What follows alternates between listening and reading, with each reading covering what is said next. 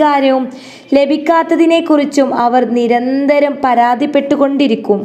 തങ്ങൾ ആഗ്രഹിക്കുന്ന കാര്യങ്ങളെ ആകർഷിച്ചെടുക്കാൻ കഴിയുന്ന ഗാന്ധങ്ങളായി എങ്ങനെ മാറാമെന്ന് ഇവർ മനസ്സിലാക്കിയിട്ടില്ല.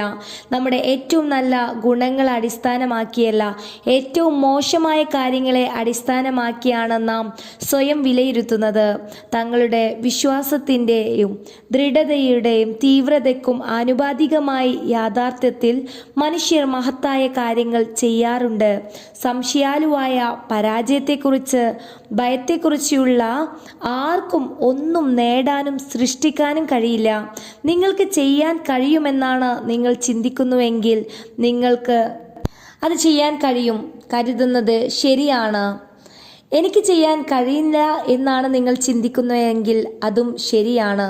നമ്മൾ എന്താണോ ചിന്തിക്കുന്നത് അത് നമ്മളായിത്തീരും എന്നതാണ്.